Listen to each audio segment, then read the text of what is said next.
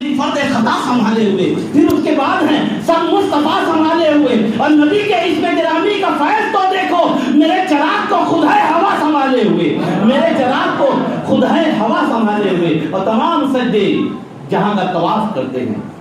شیر کا شیر دے کر کے جا رہا ہوں کہ تمام سجدے جہاں کا طواف کرتے ہیں وہ ایک سجدہ ہے کرب و بلا سنبھالے ہوئے، وہ ایک سجدہ ہے کرب و بلا سنبھالے ہوئے، وہ ایک سجدہ ہے کرب و بلا سنبھالے ہوئے. اور بہت عظیم ہے مسلک امام اعظم کا. شیر رضا سوسائٹی والوں کے لیے شعر دے کے جا رہا ہوں، پورے محلے والوں کے لیے شعر دے کر کے جا رہا ہوں کہ تمام سجدے جہاں کا طواف کرتے ہیں وہ ایک سجدہ ہے کرب و بلا سنبھالے ہوئے. اور بہت عظیم ہے مسلک امام اعظم کا ہے، جس کو مسلک احمد رضا سنبھالے ہوئے، اور وہ جس پر شریعت ناز کرتی ہے. دیوانوں سن لینا میرا شعر، وہ جس پر شریعت ناز کرتی ہے، وہ تاج تو ہے میرے اختر رضا سنبھالے ہوئے، وہ تاج تو ہے میرے اختر رضا سنبھالے. ایک مرتبہ درود پاک پڑھیں. اللہم صلی علی سیدنا و نبینا و حبیبنا و شفیعنا مولانا محمد بارک وسلم صلاۃ و سلام علیک یا رسول اللہ صلی اللہ علیہ وسلم. حضرات، نسبتوں سے شے ممتاز ہوا کرتی ہے، نسبتوں سے مقام ملتا ہے، نسبتوں سے ڈر ختم ہوتا ہے، نسبتوں سے بہت اعلیٰ نسبی حاصل ہوتی ہے. جس کو جو ملا نسبتوں سے ملا.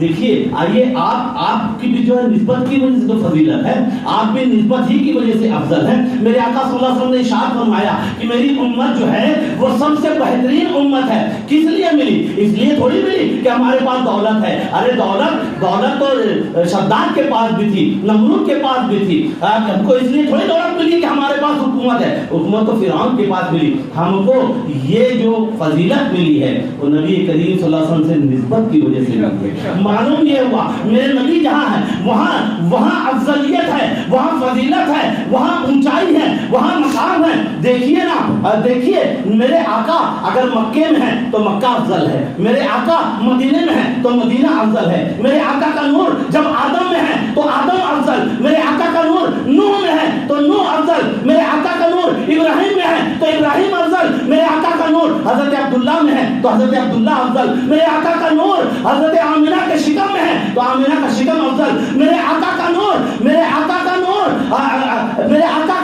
اگر صفا پہ ہے تو صفا افضل، میرے آقا کا نور اگر مروہ پہ ہے تو مروہ افضل. میرے آقا کا نور ابو بکر صدیق کے کاندھے پر ہے تو ابو بکر صدیق کا کاندھا افضل. میرے آقا کا نور آج مدینے میں ہے تو حضرت مفتی احمد یار خان رحمۃ اللہ ارشاد فرماتے ہیں کہ وہ جگہ جہاں میرے آقا کا روضہ اقدس ہے وہ آسمان سے بھی افضل ہے. سبحان اللہ، کہہ دے سبحان اللہ، سبحان اللہ. تو دیکھیے اس سے جو ہے افضلیت ملتی ہے. آئیے نا آپ کو کربلا کے میدان میں لے کر کے چلوں. جب سیدنا امام حسین رضی اللہ عنہ کربلا میں آئے تو یزیدیوں سے کیا کہا جانتے ہیں؟ خطبہ دیا. یزیدیوں سے یہ نہیں کہا کہ یزیدیوں سنو میں نے 25 حج کیے، یہ نہیں کہا. اے یزیدیوں میں نماز پڑھتا ہوں، میں تہجد پڑھتا ہوں، میں اشراق پڑھتا ہوں، میں چاش پڑھتا ہوں، میں روزہ رکھتا ہوں. اپنی عبادت نہیں پیش کی تو نسبت پیش کی.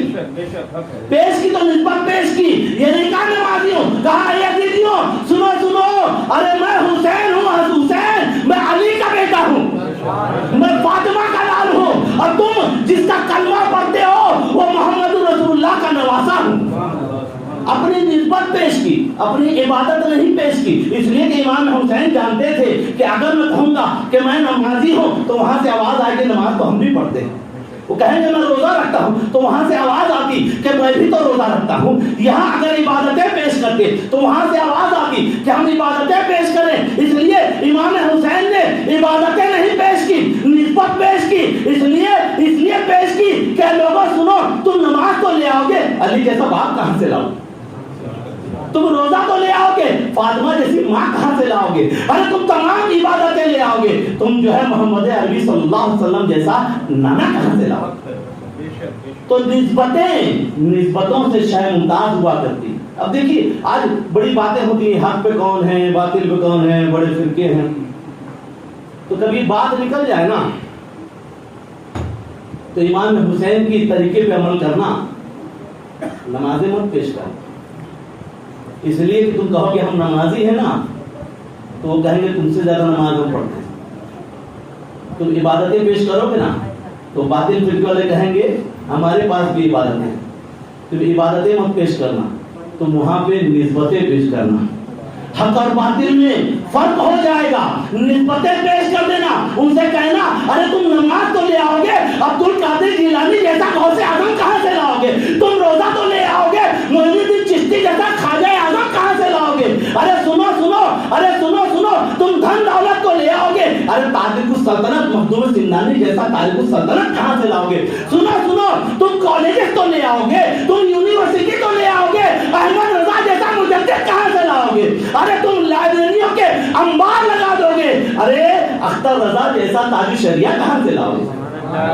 تو نسبتیں پیش کر دینا، اس لیے کہ نسبتوں سے شے ممتاز ہوا کرتی ہے. اچھا دیکھیے، صوفیاء کرام اکثر فرماتے ہیں کہ جہاں نسبت کی بات ہوتی ہے نا تو وہاں محبت بھی ضروری ہے. تھوڑی سی صوفیانہ گفتگو بھی کر لیتے، وہاں محبت بھی ضروری ہوتی ہے، وہاں صحبت بھی ضروری ہے.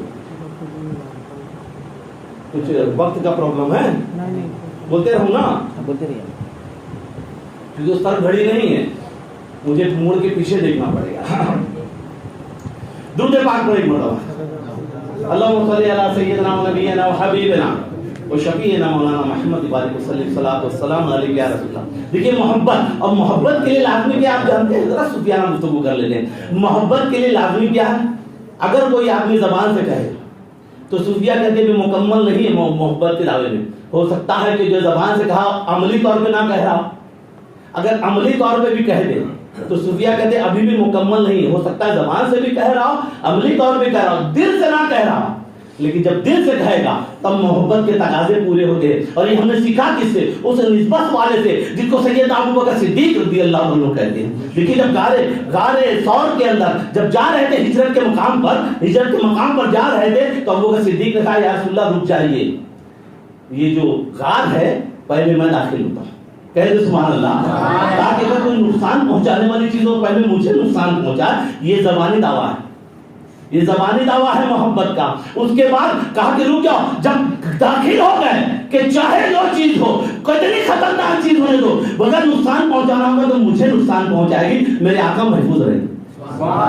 یہ عملی دلیل ہے، یہ عملی دلیل ہے. اور جب اندر پہنچ گئے، پہنچنے کے بعد جو ہے اپنی قمیص پھاڑ کے سوراخوں میں لگا دیا، ایک سوراخ بچ گیا، اپنا قدم رکھ دیا. صوفیہ فرماتے ہیں کہ یہ قلبی دلیل ہے. تو محبت کا دعویٰ ہو تو یہ تینوں دلیلیں ضروری ہیں، اور یہ تینوں دلیلوں کے لیے ضروری ہے کہ ابوبکر سے نسبت ہو جائے.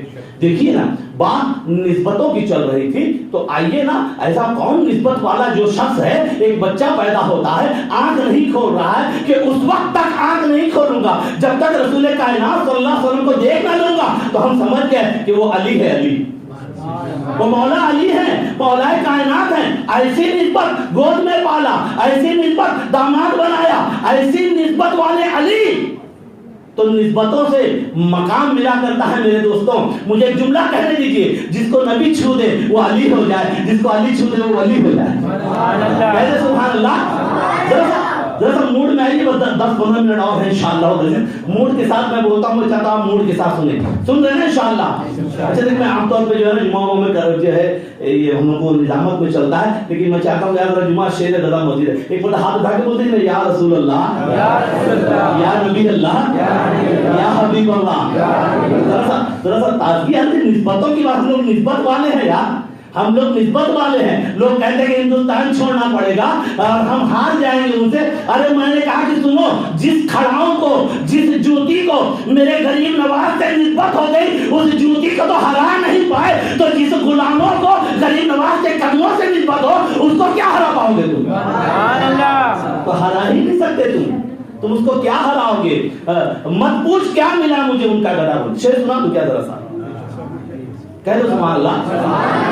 مت پوچھ کیا ملا مجھے ان کا گدا بن کر، شہنشاہی کروں گا میں غلام مصطفیٰ بن کر، اور محمد مصطفیٰ کے معجزے ہوں گے قیامت تک، کبھی خواجہ پیا بن کر، کبھی احمد رضا بن کر، کبھی خواجہ پیا بن کر، کبھی احمد رضا بن کر. یہ نسبتوں والے لوگ ہیں اور ہم بھی نسبت والے لوگ ہیں. آئیے نا سیدنا علی کی بات کر لیں رضی اللہ تعالیٰ عنہ. کیا کہا کہ جو ہے من کنت مولا فعلی مولا, میں جس کا مولا اس کا علی مولا.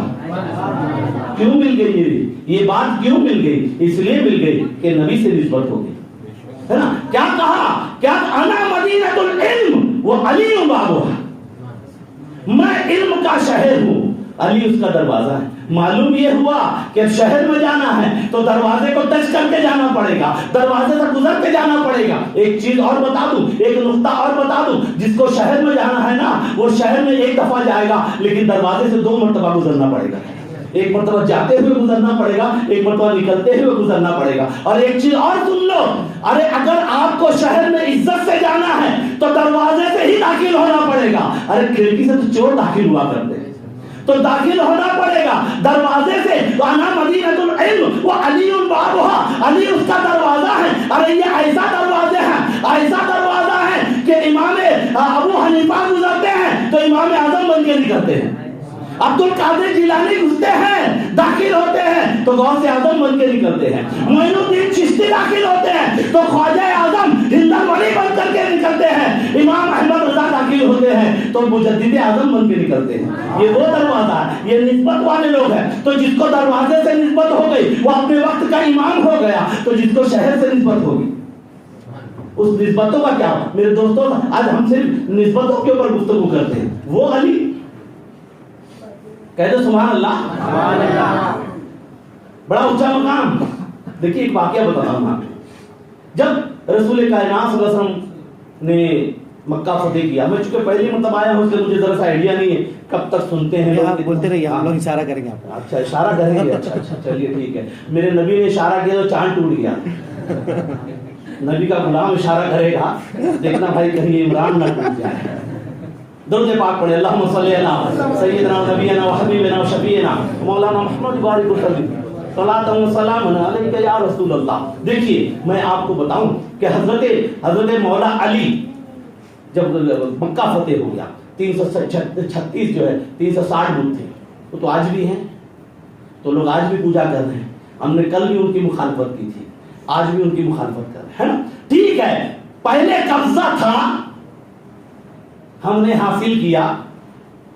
جب بھی قبضہ ہوگا موقع لگے گا ہم پھر حاصل کر لیں گے انشاءاللہ. بڑے سمجھدار لوگ ہیں, سمجھتے رہیے گا بات کو. آئیے میں اپنی بات کو آگے بڑھاتا ہوں. 336 بت تھے اس کے اندر. میرے مصطفیٰ جان رحمت صلی اللہ علیہ وسلم اپنا عصا مبارک لے کر ان بتوں کو توڑ رہے تھے. کچھ بت اوپر تھے, اونچائی پر تھے, تو بظاہر میرے جملے پہ غور کیجیے گا, بظاہر وہاں تک عصا نہیں پہنچ رہا تھا, بظاہر ہے نا عصا نہیں پہنچ رہا تھا. تو کہا علی میرے کاندھے پہ چڑھو, ان بتوں کو توڑ دو.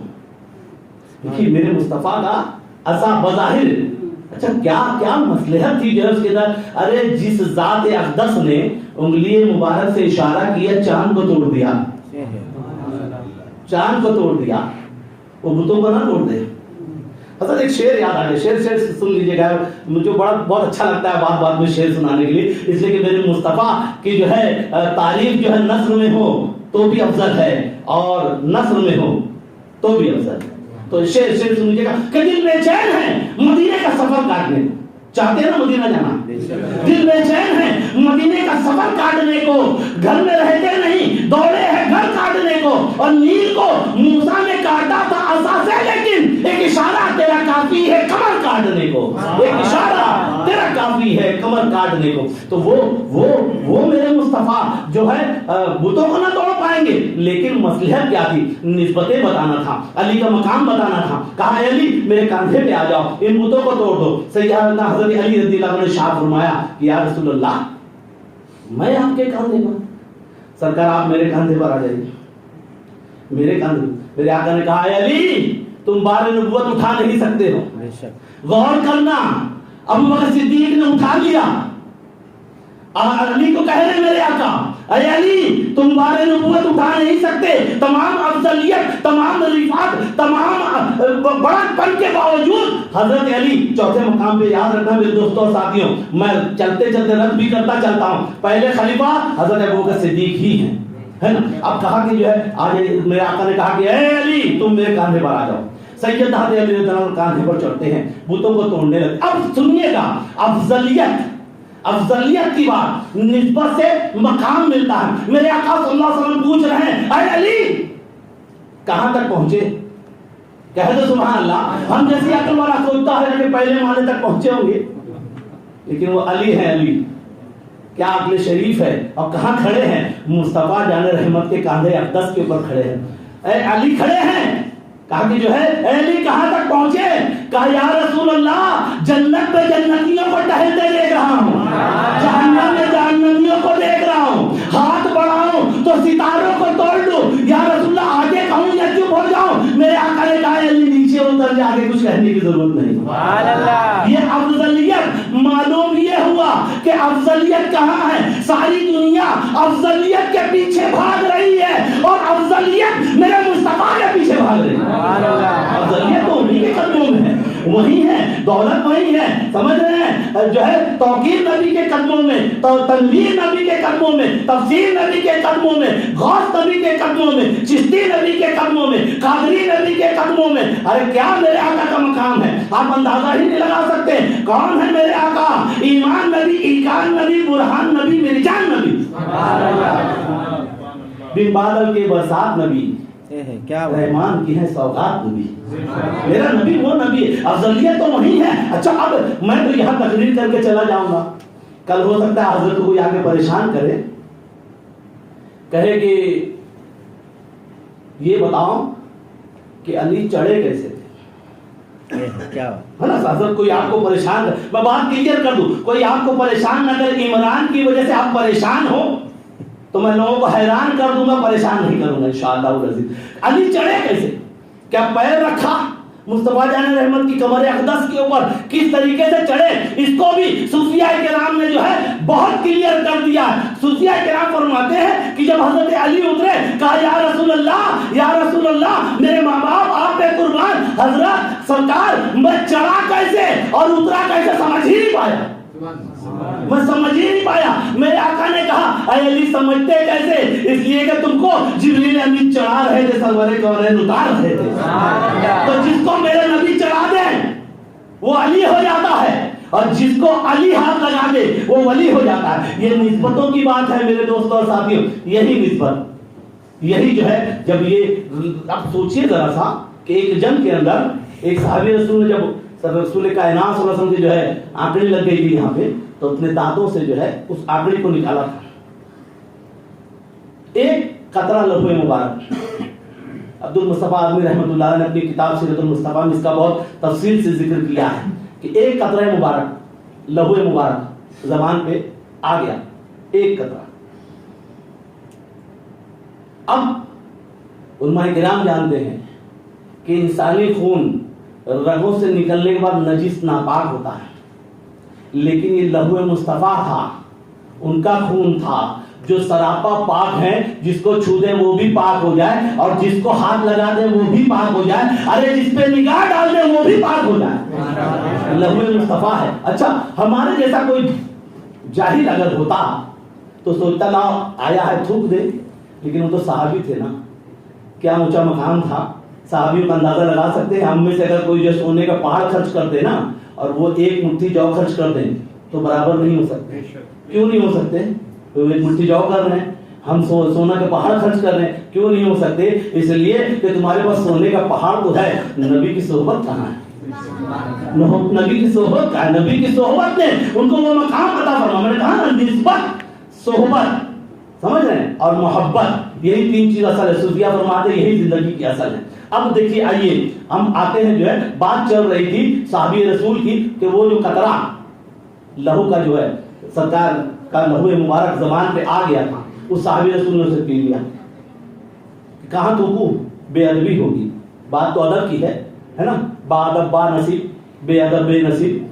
تھوکا نہیں، پی گئے۔ میرے مصطفیٰ نے یہ نہیں کہا کہ میرے صحابی یہ کیا کیا، میرا لہو پی لیا، میرے آقا نے انعام دیا، کہا کہ اے سن لے اے صحابی، تمہارے پیٹ میں میرا ایک قطرہ لہو چلا گیا، تم پہ جہنم کی آگ حرام ہو گئی، تم پہ جہنم کی آگ حرام ہو گئی۔ اب ذرا سا اندازہ لگانا، نسبتوں کی بات کر رہا ہوں میں، نسبت امتوں کی بات کر رہا ہوں جس کے پیٹ میں ایک قطرہ لہو چلا گیا اس پہ جہنم کی آگ حرام ہو گئی. تو جس اہل رسول میں، جس اہل بیت کے بدن میں مصطفیٰ کا لہو دوڑ رہا ہے